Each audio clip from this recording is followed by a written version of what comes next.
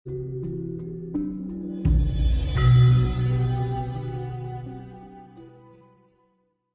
basisnya bukan sekolah sebenarnya, pesantren. Kalau Muhammadiyah memang.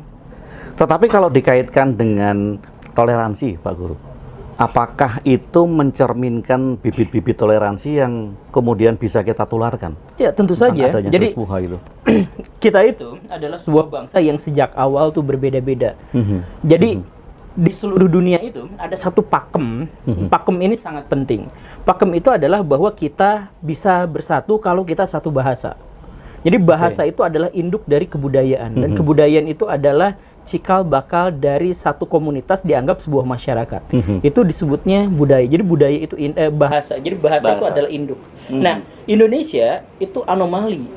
Karena ada sekitar 500-an bahasa, tapi menyatakan bersatu dalam kesatuan politik itu luar biasa besar. Nah, karena itu maka seharusnya prinsip utama yang harus tetap dipelihara di Indonesia itu adalah semangat toleransi. Karena sejak awal kita berbeda, nggak ada dalam satu kesatuan. Jadi kita bersatu atas perbedaan-perbedaan yang banyak dan besar. Tapi kalau kemudian tadi dikatakan akarnya adalah bahasa, apakah bisa dikatakan bahwa semua hal ajaran-ajaran yang masuk ke Indonesia sebaiknya itu dipelajari dengan bahasa yang kita tahu? Ya, kalau tradisi agama saya, Islam, itu memang sudah diharuskan seperti itu. Para nabi diturunkan sesuai dengan bahasa kaumnya.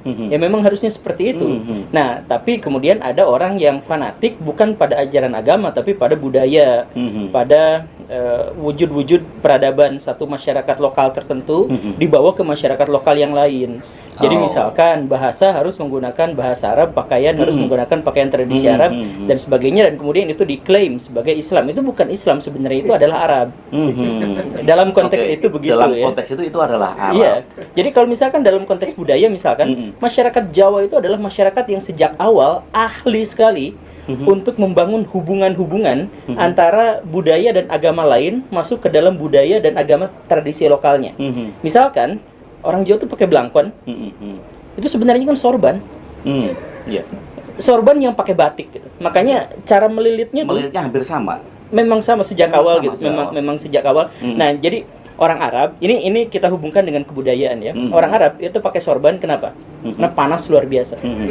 Kalau di sana nggak pakai bukan karena pahala ya? Bukan. Orang Arab itu sangat budaya ya. Panas. Jadi kalau kita di sana nggak pakai penutup kepala tuh pusing tuh. Dan topi biasa juga nggak mempan. Makanya harus pakai yang berbelit-belit tebal gitu. Betul. Nah, karena itu ketika masuk orang-orang Arab ke Jawa, orang Jawa bagus tuh. Itu tradisi agama Islam. Yuk kita ikutin. Tapi pas dipakai gerah banget itu orang-orang Jawa tuh. Mana gerah tebel. Makanya ditipisin tuh. Jadi seperti ini. Makanya jadi itu sebenarnya adalah hal yang sangat orang-orang Jawa itu sangat ahli, sangat piawai dalam meracik tradisi dari luar untuk masuk ke dalam tradisinya sendiri. Itu yang dinamakan akulturasi. Akulturasi dan asimilasi Jawa tuh kuat sekali, hebat sekali dalam hal itu. Nah, sekarang kalau kembali lagi ke masalah bahasa tadi, Pak Guru. Artinya bahwa ada kitab-kitab yang dianggap suci, kemudian dengan bahasa kaumnya, kemudian kita terjemahkan dengan bahasa kita, artinya kan kita menafsirkan hal itu. Nah, sekarang kalau kita bicara masalah tafsir tadi, apakah setiap kita itu berhak menafsirkan ajaran atau kitab suci itu untuk ruang pribadi kita, bukan untuk disodorkan ke publik? Apakah itu diperbolehkan, atau tafsir itu menjadi monopoli seorang atau satu institusi saja? Ya, sebenarnya pertanyaannya itu kurang relevan, Pak. Jadi sebenarnya itu bukan bisa atau tidak bisa, bukan boleh atau tidak boleh, tapi kita tidak mungkin bisa untuk mengikuti tafsir satu orang diterapkan pada tafsir kita sendiri, itu nggak mungkin. Jadi tafsir satu orang diterapkan pada orang lain itu nggak mungkin. Karena apa? Karena misalkan ketika kita saya misalkan menganggap bahwa saya Muslim, kemudian di sini ada beberapa yang Muslim. Pikiran kita tentang Tuhan, tentang Nabi, tentang agama, tentang peraturan ternyata berbeda-beda. Bahkan tanpa disampaikan pun, tanpa dibahasakan, tanpa didemonstrasikan pun, kita itu berbeda-beda. Misalkan Bapak punya gagasan tentang Tuhan, itu beda dengan saya, dan Bapak gak bisa menjelaskan konsepsi Bapak tentang Tuhan itu bagaimana. Sama seperti saya juga tidak bisa seperti itu. Jadi sebenarnya permasalahannya bukan boleh atau tidak boleh. Kita secara alamiah pasti akan menafsirkan. Salah satu konsekuensi logis dari teks itu adalah kita menafsirkan. Teks itu tidak bisa dibaca tanpa tafsiran. Mustahil. Nah, artinya kan di dalam posisi itu, kalau untuk saya pribadi misalnya, atau untuk orang-orang pribadi, dia kan berhak untuk menafsirkan untuk dirinya sendiri. Ya, bukan berhak, itu pasti niscaya. Kan? Dia pasti seperti itu. Tidak mungkin itu. tidak, iya. Nah, yang kemudian jadi bahan keributan itu adalah ketika tafsiran-tafsiran itu ada otoritas-otoritas tertentu yang mengklaim bahwa dirinya memiliki otoritas. Itu klaim ya? Ya, klaim. Klaim untuk otoritas. Nah, kalau misalkan di dunia Kristen, klaim itu dipegang secara aklamasi oleh gereja, misalkan.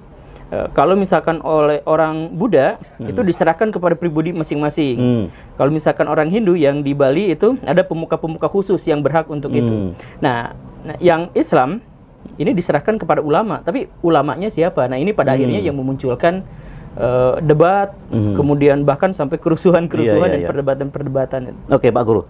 Sekarang akan saya tarik kepada tafsiran pribadi tadi.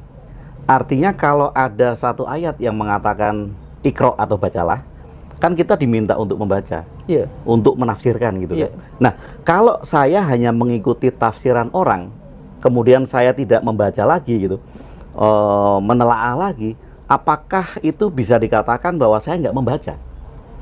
Atau saya hanya ngikutin si orang ini, apa katanya, kemudian perintahnya tentang tafsiran satu ayat itu? Atau bahkan ketika kita mengatakan bahwa saya baca Iqra, wah saya nggak ngerti nih, saya harus baca ulama itu misalkan. Nah, bahkan ketika saya memutuskan untuk saya ngambil pernyataan itu, ngambil tafsiran itu adalah tafsiran saya bahwa saya tidak bisa membaca ini, sehingga saya harus menggantungkan otoritas itu kepada pihak lain. Tapi intinya bahkan ketika saya memutuskan, saya akan gantungkan otoritas penafsiran pada orang itu, saya sudah menafsirkan bahwa saya tidak bisa secara otoritatif menafsirkan ini, sehingga saya serahkan kepada orang lain.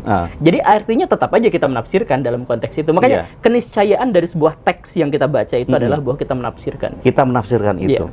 Nah, artinya bahwa kalau ada orang yang klaim saya mengetahui betul ajaran si nabi ini atau utusan ini atau siapapun juga, itu tidak tepat. Atau kemudian sikap kita bagaimana kalau ada yang seperti itu? Sama seperti kita berhak untuk menafsirkan, kita juga berhak untuk menyatakan bahwa kita bisa menafsirkan. Jadi nanti pada akhirnya ada dua macam tafsiran dalam konteks ini gitu ya. Tafsiran yang secara alamiah muncul ketika kita membaca, dan tafsiran karena orang-orang menganggap kita memiliki otoritas untuk itu. Nah, orang-orang menganggap kita memiliki otoritas untuk itu misalkan karena kita bergelut di bidang itu, kita memiliki landasan keilmuan di bidang itu. Jadi misalkan kita ngambil tafsir itu berasal dari tafsir bayan misalkan. Ya, dalam dunia Islam kan ada tafsir bayan misalkan, tafsir irfan, tafsir burhan. Nah, tafsir bayan itu artinya orang yang dimaksud itu dia menguasai luar biasa terhadap seluruh dalil-dalil yang berhubungan dengan itu dan berhubungan dengan bahasa teks. Nah, kalau misalkan dia diakui misalkan oleh universitas tertentu, oleh lembaga tertentu, oleh masyarakat tertentu untuk bisa menafsirkan, maka dia memiliki otoritas untuk menafsirkannya ke masyarakat yang lebih luas. Tapi tafsiran itu sebenarnya sekedar untuk memudahkan masyarakat. Ya. Jadi perkembangan ilmu tafsir itu sebenarnya bukan untuk menghegemoni pikiran orang. Perkembangan tafsir itu dalam sejarahnya adalah untuk memudahkan orang memahami makna-makna dari apa yang disampaikan oleh Tuhan. Nah, ini yang penting banget ya. Ini penting banget, Pak Guru. Jadi banyak sekali yang menganggap bahwa satu tafsir itu adalah hegemoni atau klaim ya. Klaim. Banyak sekali yang menganggap seperti itu. Nah, ini kan menjadi wacana baru juga bagi teman-teman bahwa tafsir itu adalah memudahkan. Memudahkan kita untuk menafsirkan kembali, kira-kira begitu. Secara historis kita nggak bisa bantah ini. Jadi ulama-ulama di dunia tafsir itu muncul karena ada pertanyaan dari orang yang tidak paham. Jadi misalkan salah seorang mufassir yang paling awal itu adalah Ibnu Abbas, sahabat langsung Nabi. Kenapa beliau jadi mufassir? Karena orang-orang bertanya padanya, ini bahasa Arab gini artinya apa ya? Ini maksudnya seperti apa ya? Kalau ini begini maksudnya seperti apa? Maka beliau menjelaskan, artinya penjelasan beliau itu muncul dari keinginan beliau untuk mempermudah orang memahami. Jadi tujuannya mempermudah. Nah, tetapi pada akhirnya muncul tafsir sebagai hegemoni yang tadi itu, hegemoni pikiran itu. Kenapa seperti itu? Ketika dunia Islam sudah saling berperang satu sama lain. Ketika sudah berperang satu sama lain, kata kelompok saya menggunakan tafsir dari ulama ini. Saya menggunakan tafsir dari ulama ini. Artinya, pesan-pesan ilahiyah yang sebenarnya sejak awal itu satu, tunggal, esa. Jadi macam-macam. Jadi katakanlah dalam hal ini, tapi ini terjadi untuk semua agama. Dalam hal ini misalkan agama Islam. Agama Islam itu satu, Tuhannya satu, Qurannya satu, Nabinya satu, semuanya satu, ajarannya. Tetapi yang membedakannya itu adalah apa? Tafsiran-tafsiran yang dikelola oleh orang-orang yang dianggap memiliki otoritas. Nah, otoritas ini yang awalnya sebenarnya sekedar memudahkan, tapi setelah bergabung dengan kepentingan-kepentingan politik, akhirnya menjadi hegemoni.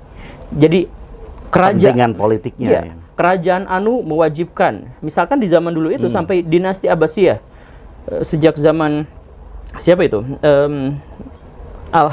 Al-Mansur, sejak Al-Mansur itu mewajibkan orang untuk mengikuti mazhab Abu Hanifah. Kalau enggak, berarti jangan dekat-dekat sini. Kemudian nanti karena pemerintahnya yang mewajibkan. Masa Harun al-Rashid ganti jadi Syafi'i, tapi masih Hanafi di sana masih kuat dan sebagainya. Nah, inilah yang pada akhirnya sampai sekarang, kalau misalkan kita baca kitab suci, jangan baca kitab suci sendiri, kamu harus ikuti tafsirnya ini. Nah, itu ya secara historis itulah yang pada akhirnya membuat Islam jadi pecah belah atau agama-agama lain menjadi pecah belah. Karena yang sakral itu esa, tunggal, selesai, nggak ada perdebatan di situ. Yang memunculkan perdebatan ketika ini ditafsirkan oleh akal pikiran manusia dan dianggap sakral.